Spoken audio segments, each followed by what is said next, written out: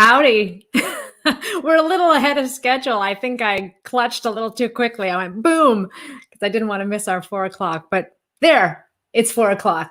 Howdy. Welcome to Breaking the. Did I say howdy twice? Who am I? Am I a cowboy now all of a sudden? Michelle, I cannot hear you. Help. Okay. Hi. There. Hi. I will say, what a start. You just got your kitchen demolished and it's being rebuilt at this moment, which is chaos. I just got back from vacation late last night. And so, it's a little bit, we're both a little like, yeah, we should so much fun. It's okay. We can cut ourselves some slack. It's fine. Right. We're not perfect ever.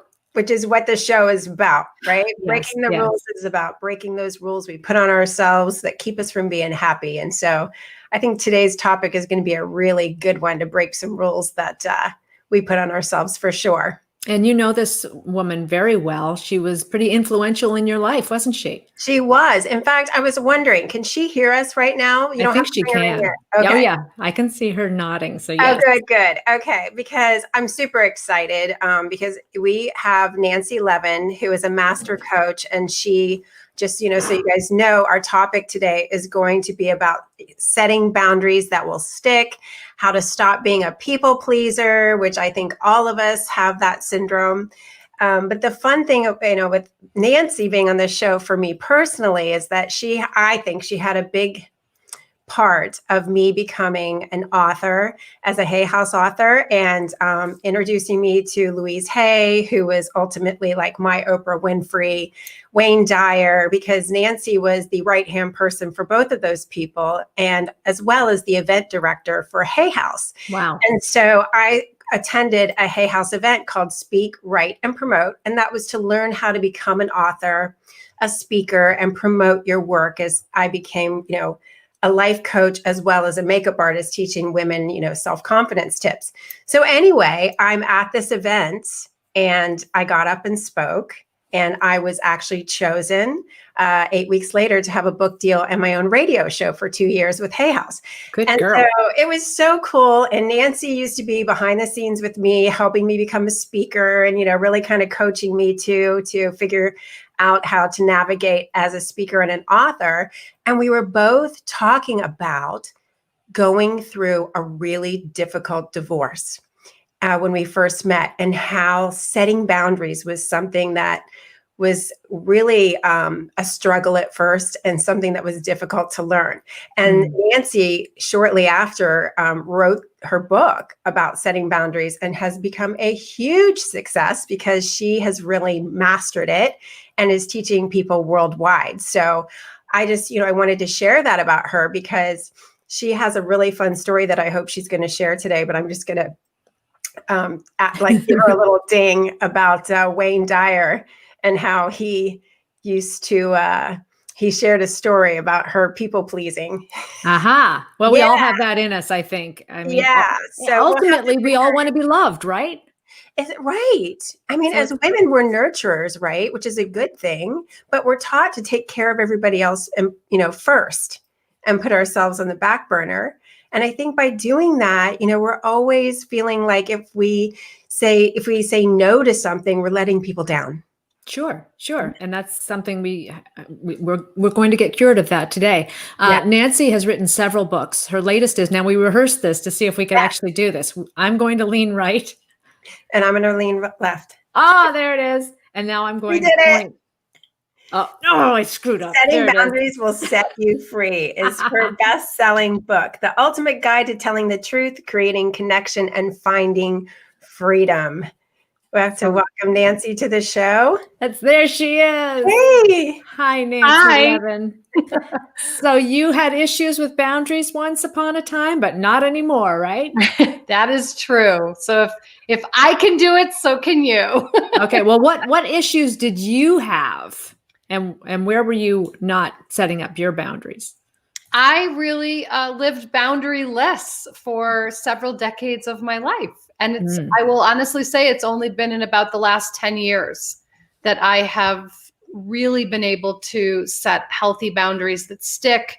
And that really originates from being able to honor myself first and foremost. So Michelle was alluding to, the story of with Wayne Dyer. And this to me was really the pinnacle of my boundarylessness, essentially flying across the country to retrieve a briefcase that Wayne had left. And all the gory details are in a few of my books, actually. And I really did it because I was so invested in chasing all the gold stars. I wanted the external validation. I wanted to be the one and the only one. I was really known as the person who could get anything done. And I loved that role. And that's where I was finding all my sense of value and worth. And that's really the crux of the issue here. When we are putting our sense of value and worth in someone else's hands, we're letting someone else determine our value and our worth. It's a very precarious proposition. So. It is because, and you were talking about with Wayne Dyer, when he forgot his briefcase and he had a speaking engagement. I remember you flew back to go get it and then bring it back because he needed his notes for his speaking engagement. Right. And he said he ended up not even needing the notes or something. Right.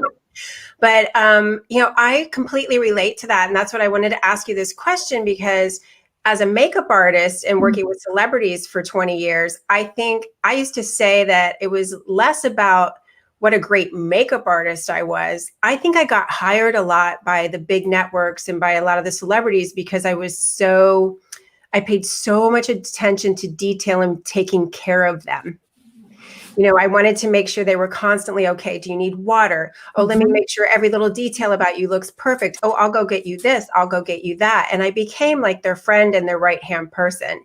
And so my question to you is, how do you separate that? Because I think, some of the people-pleasing behaviors can lead to taking our careers a little bit further or relationships maybe a little bit stronger. But where is that boundary to where it's too much? Yeah, the line really is to check with, am I overstepping my own limits in order to stay or in order to make this work? So, I want to back up to first be able to say, what boundaries are, what we're really talking about here. Right. So, our boundaries are the limits that we set around what we will or will not do, tolerate, or accept. And for many of us, we've been tolerating the intolerable and we've been accepting the unacceptable. And we've been doing things that we don't really want to do. But we do all of these things because we're ultimately trying to keep the peace in some way. We're ultimately believing that the goal of relating, whether it's intimate partnership or work or family, that the goal of relating is harmony at all cost. But harmony at all cost comes at a very high cost. Very, very high cost to us. So we all know what it's like to be in that loop in our head of what do I need to do or say to make everything okay? So that's what we want to be able to check in around, that line that's getting crossed. Am I doing something for someone else because I'm trying to earn my value? I'm trying to prove my worth. I'm trying to buy their love. When we're chasing the gold stars like that, when we're chasing the validation, the truth is no gold stars are ever going to be enough to fill the void. So everything we're chasing externally needs to be resolved internally first. Yeah. I'm curious to find out when you came to this realization, Nancy, that you had to create some boundaries. What was your breaking point? My breaking point was actually, it was in the process of getting divorced. I was married to a very abusive man. I was the breadwinner. And there was, sort of a perfect storm of a lot of things that occurred. And he kicked me out of the house that I bought and paid for 5 times. And the 5th time I did not go back. And that was really the first boundary I set. And I was able to set the boundary because I was able to be more invested in my own self-worth and my own value versus wanting to preserve the picture of perfection, wanting to preserve, this image wanting, no longer wanting to manage the perceptions of everybody else. It was really the first moment that I considered myself and my own needs before considering someone else's. Yeah, and that's not easy to do. There's so many people, and I would say, especially right now during COVID, I've had so many conversations with women who are in relationships that they have realized by being together a lot that they have finally come to a head in looking at things that are just not working. But they are afraid to step out into their own and be okay with that, and worried about what other people think. And then there's the flip side of that. Well, maybe if I just change or I do more, the people pleasing, right? Maybe he'll love me more. Maybe he'll treat me differently. So where do you think, for many of those people, what is the first step in really kind of, okay, where can I begin to get clear and figure out where I'm at and how to actually stand in the truth of who I am? Yeah. So, it is about becoming self-referenced instead of other-referenced. So it is about being able to heal that codependency, essentially, so that we're not looking at someone else to regulate us emotionally.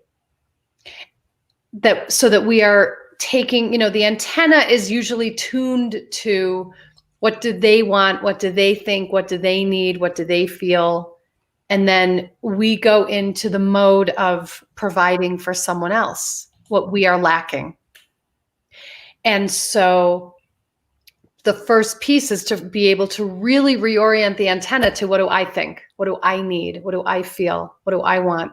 And that might be a really foreign concept. I know for me, a whole history of my own upbringing, from having a brother who was very ill and then ultimately died, imprinted on me a whole series of beliefs around perfectionism, as well as beliefs around self-sufficiency and independence.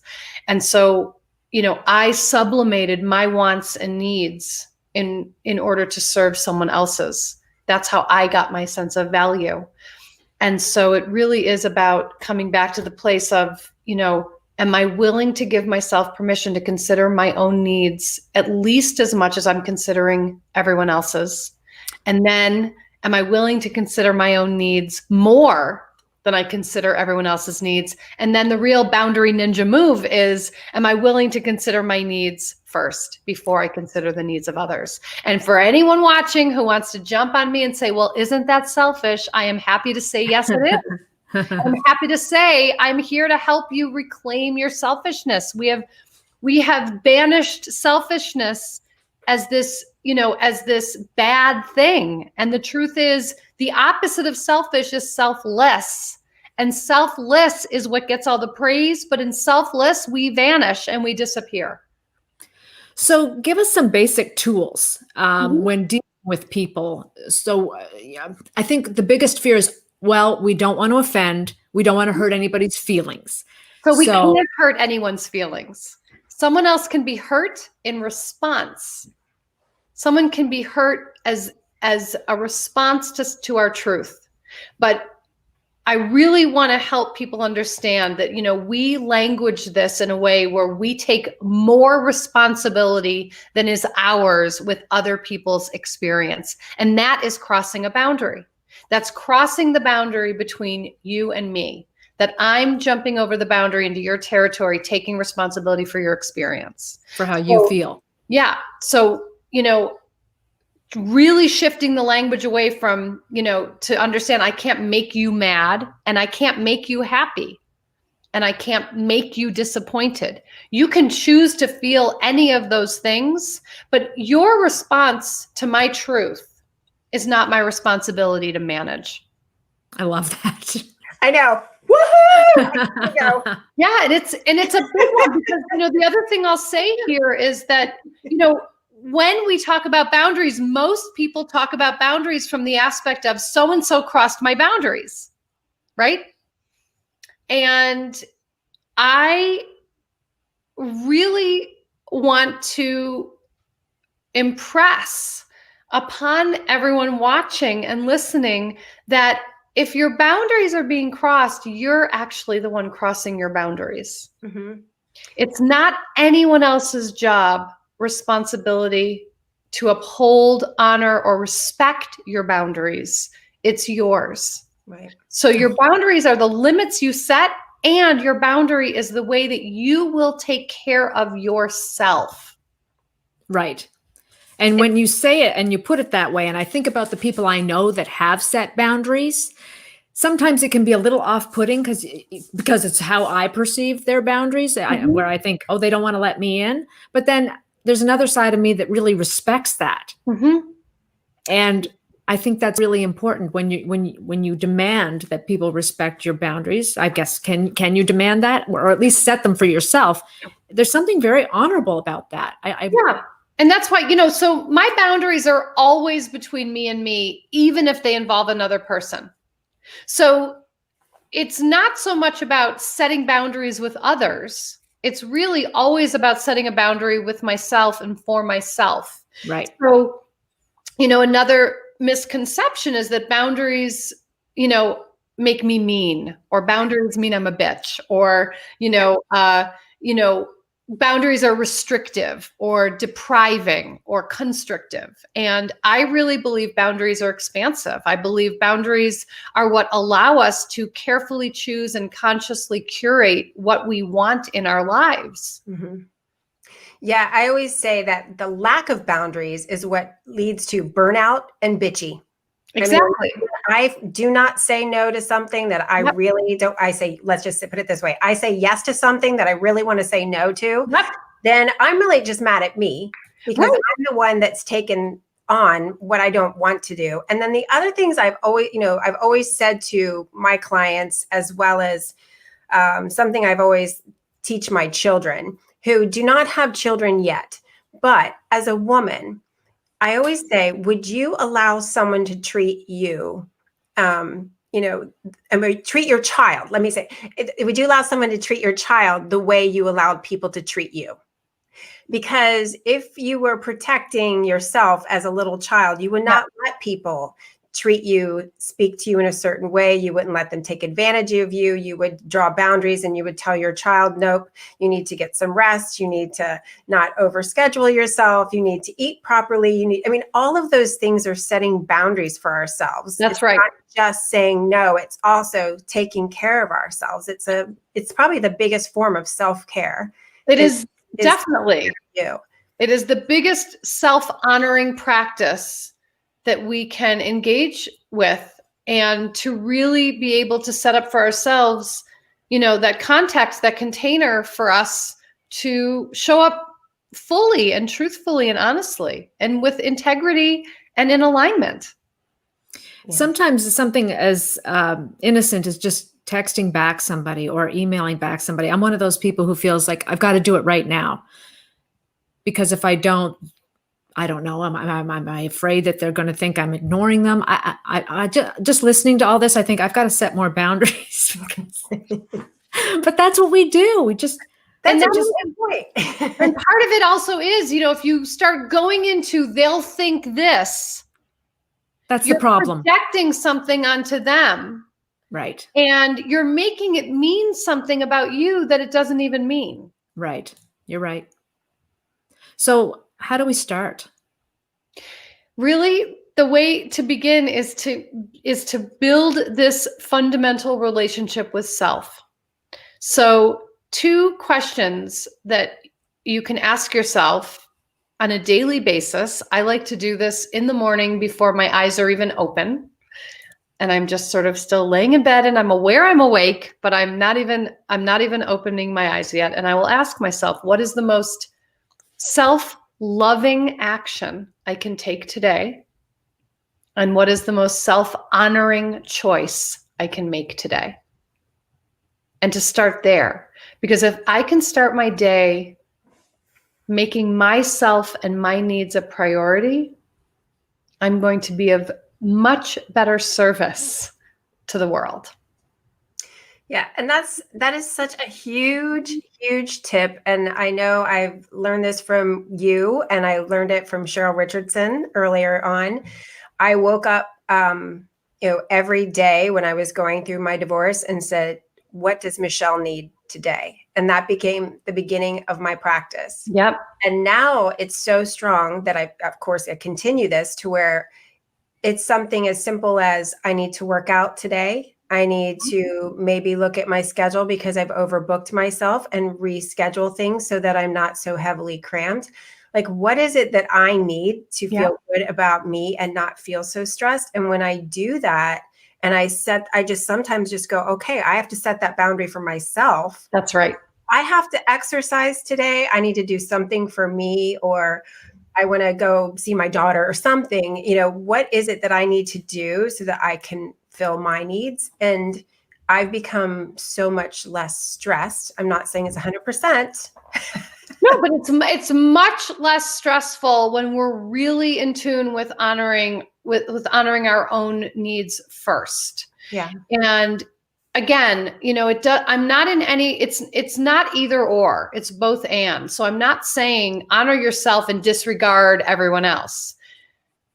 But what I am saying is that if you show up in the most true version of yourself, all your relationships are going to benefit.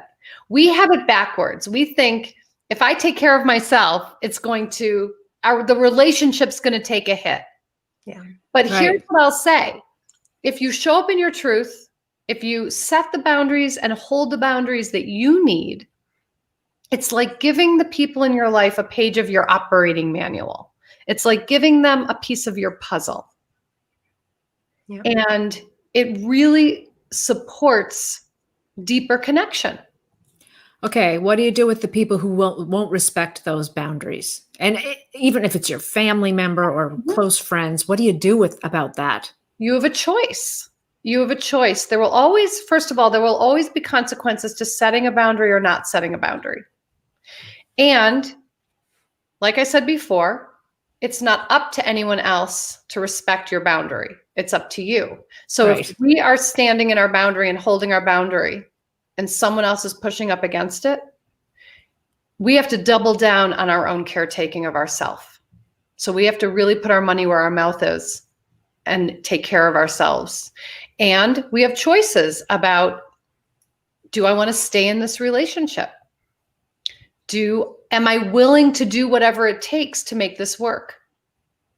What's the cost I'm incurring by stepping over my truth in order to maintain the peace? Is it ever worth stepping over your truth to maintain the peace? Not to me. No. But, I can't speak for everyone. There might be circumstances where, where you're weighing things, and it's, okay, in this instance, I'm going to go do this, but I am aware I'm doing this, or I'm conscious I'm doing this. I'm making a choice. Yeah. It's tough too if it's a parent. Mm-hmm. Or, I had a dad, I have a dad, my dad passed, but before he passed away, for many years, he was very critical. Mm-hmm. And I used to go home and be all upset because of things that he would say. And I knew deep down inside his criticisms were his way of being parental and being caring, but they were hurtful to me. Mm-hmm. But by saying something, I was always afraid to stick up for myself. Finally, I decided to just let him know that I really appreciated his input, but the way that he says things was hurtful. And it created a shift in him. And I realized at that time that I had to teach people how to treat me. It was my responsibility. That's right. And when he stopped being critical, my self-esteem grew because I was like, oh, wow, standing up for myself isn't that bad. I'm not going to die. Right. And he didn't hate you. Right. I think that's what a lot of us go through. I hear a lot of friends and, and clients and such that tell me that they have such a hard time with their parents, especially as they're getting older and they're helping take care of them, and their parents are getting kind of difficult to deal with. And I'm Yeah. like, you don't have to let them beat you up, so to speak. That's right.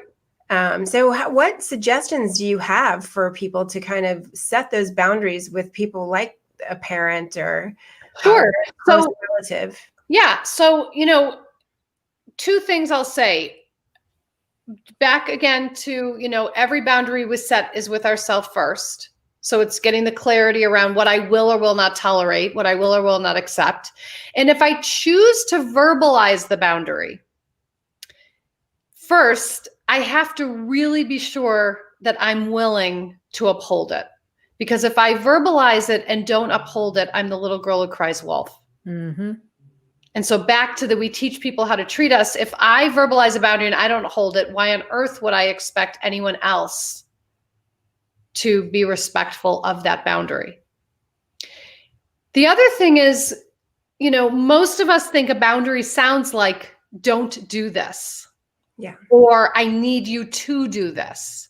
Mm-hmm. A boundary is not about anyone else changing. A boundary is not about anyone else doing anything differently. There are instances where we can entertain a request with a reasonable human being. And I say this because so many people, and I know the word narcissist gets bandied about right now quite a bit, but this really is only going to work with a reasonable human being to be able to say, and to start with I feel uncomfortable when I come home and you say things that are critical. Mm-hmm. Are you willing to no longer say critical things to me? And then it leaves some space for a collaboration. If you're dealing with a reasonable person, like you said with your father, this will open up a deeper connection. Yeah. If you're dealing with someone who's unreasonable or unwilling, then it escalates to the place of, and I'm just letting you know that if you are going to continually criticize me, I'm actually going to stop coming home. Mm-hmm. To take care of me, I'm going to stop coming here. And you're going to mean it when you say it. Right. And it's not an ultimatum and it's not a threat. It's just, I need to take care of myself. So I can't keep putting myself in harm's way by coming here. What about if you're dealing with the workplace, setting Mm-hmm. your boundaries? Because there's such a hierarchy and you don't want to overstep with a boss that may be difficult. Do you just go for it and hope for the best? Yeah, I mean, most of us get into this idea, especially with work, that if I say no, I'm going to get fired. We go all the way to the extreme. Right. And in my experience, it's not that extreme. And in my experience, we create a drama that is far bigger than what gets experienced in real life. And so again, it's about weighing. If I'm being asked to do something that's above and beyond my scope of work, I'm not getting extra money, something's being expected of me that really isn't in the scope. I'm a big fan of saying, this, can we talk about compensation? Or this doesn't work for me, or I'm not available for this, or even say, like, I'm not available to stay late on Thursday or do this late on Thursday. If you really need this, I could fit it in on Tuesday. There are ways to work with it, but to feel in this place of being beholden or Right. at someone else's mercy puts us in the place of being a victim. I also think we often feel, if we're saying no to somebody, we often feel like we owe them a full explanation of why we're saying no. But you and I spoke earlier, Right. and That was so good, though. Yep. You're being pulled in many different directions, Yep. and somebody wants you to do something. You think, you know what? I just don't want to go out tonight, and you come up with this elaborate excuse for why you can't. Really, you just have to say no. Maybe not just no is a period, right. but how No about is a no, I'm complete just not, sentence. yeah. No, I just Sentence. not feeling it tonight. Right. Or, And you can say, you can say no with grace and gratitude. You can say no, with thank you for thinking of me. Thank you for, inviting me. I'm not available tonight, or I'm, and I'm then leave it. not up for this. And leave it. You don't have to, excuse me, especially as women, we go into a whole, the dog ate my homework song and a dance, and we don't need to. Yeah, we feel bad. Yeah, you have to go. We don't need to give anyone, right? We don't need to give anyone a reason or an explanation for what's true for us. Yeah. Which right now during the holidays, what do you find are the biggest challenges in setting boundaries?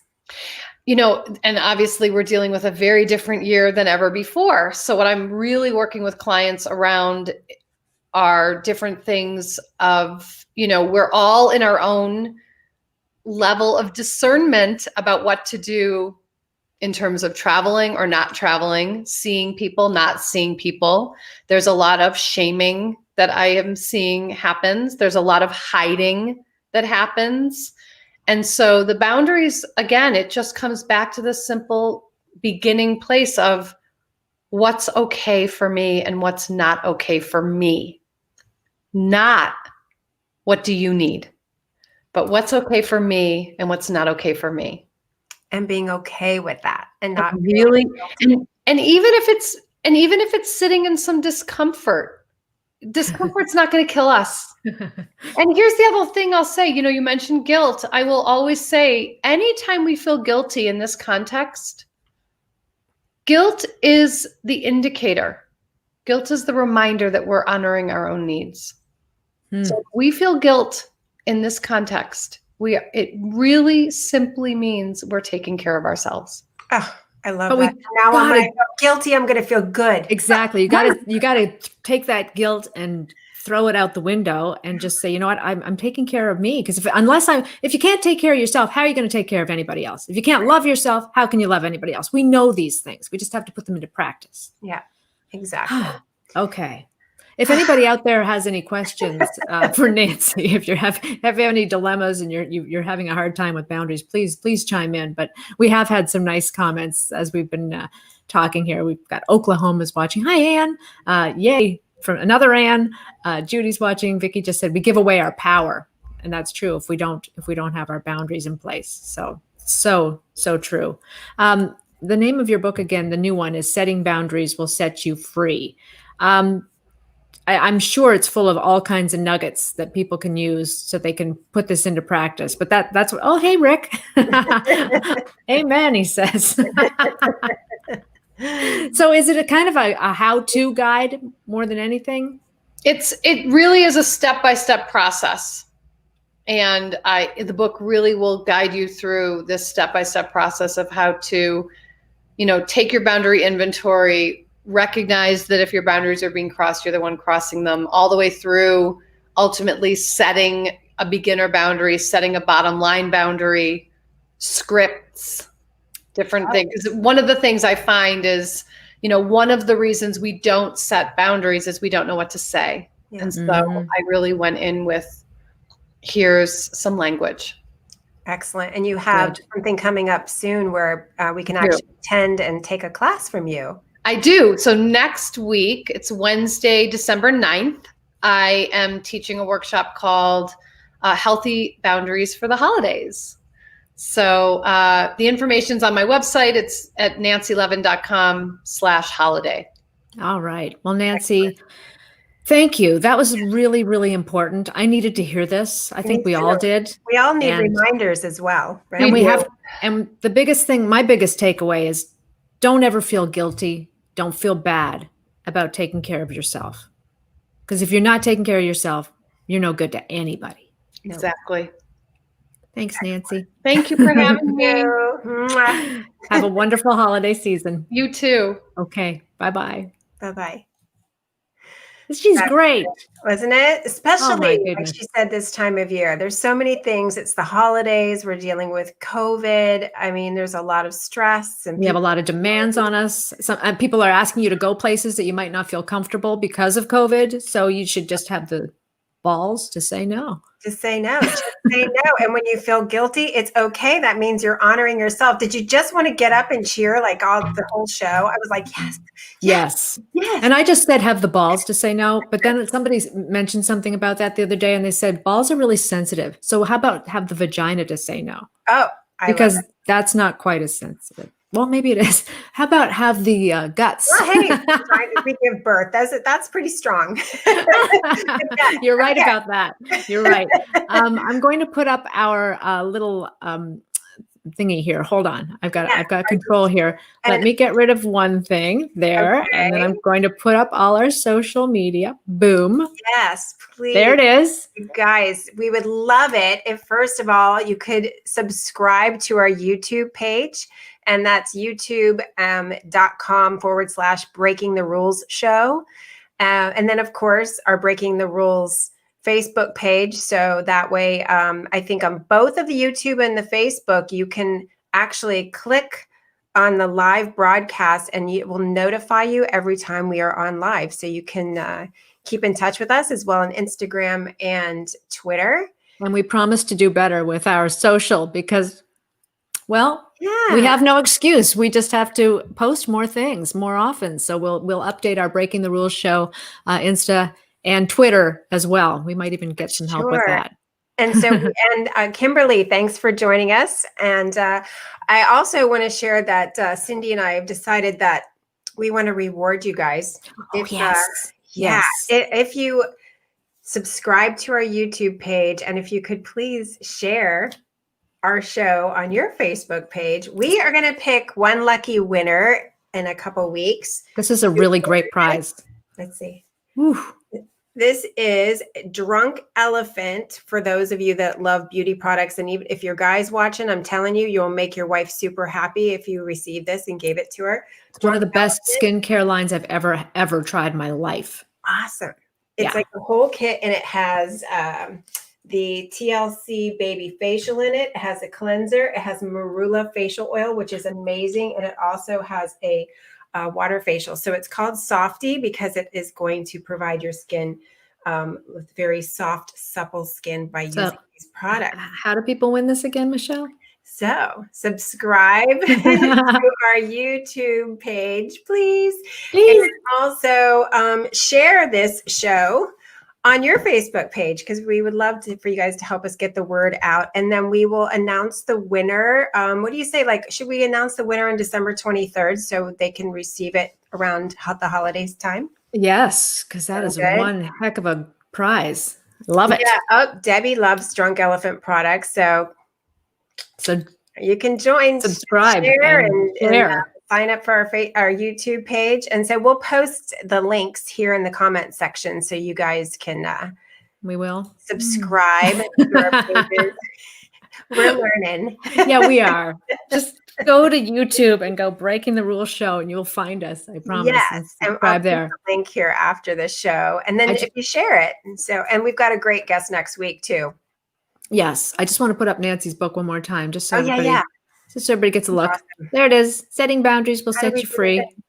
Wow. I'm on a different side this time. I know. I screwed things up again, but you get the gist. There it is. She's great. She's wonderful. She is great, isn't she? And next week we've got Judy Kroll. Yeah, tell us a little bit more about Judy. She's a good friend of yours as well. She was, and you know Judy because she's been on the show. When you were hosting Daytime, she was on there with you too. She was a host for QVC for 20 years and a fitness expert as well on the side. And so she is our age, a little bit older. Maybe a little bit older. I won't say. She doesn't look it, that's for sure. She wants me to tell, but she is like Jane Fonda, like flipping gorgeous, just great shape. And you know why? Because she knows how to exercise properly to get in shape without like hurting yourself. Like she just does 10-minute workouts every day. And she also has some tips about nutrition and diet that are so simple that she is the one that is responsible for getting me into working out like 10 years ago. Wow. Because she taught me that it doesn't have to be complicated. You don't have to do things that, doesn't have to be expensive. She uses like 2 and 3 pound weights. Perfect. Crazy. And she loves to drink wine while we're talking. I guess we'll be drinking and So we may possibly be doing drinking some. wine and working out. So everybody Okay. grab a glass of wine and some 2-pound weights, and we'll work out, and then maybe finish with a glass of wine with Judy. I'm good with that. Yeah, I've been working out almost just about every day now, 7 minutes a day. That's all. And it makes a huge difference. You actually posted a before and after picture Which was a hard thing for me to do, but but then I thought I'm feeling myself now because I'm starting to look the way that I wanted to. And it's just 7 minutes a day and not a lot of snacking at night too. Yeah. I just got to cut back on the wine, but my doctor said, it's okay. You can drink the wine, just exercise more. It's like, that's what it's all about. That doctor. But yes, Judy is going to definitely teach us how in 10 minutes we can work out every day too. And she's a hoot. She's a lot of fun. So I'm going to put this up one more time. Boom. There you go. There you go. All right. So YouTube, subscribe. And join us. Yeah. YouTube, subscribe and share. Awesome. And join us next Wednesday for Judy Kroll. We're going to have so much fun. We are. It's going to be a blast. And we have a lot of other great shows coming up too. Yeah, we do. We're booked. We are booked. All right. Have a great day, everybody. We'll see you next Wednesday at 4. Bye-bye. Ciao.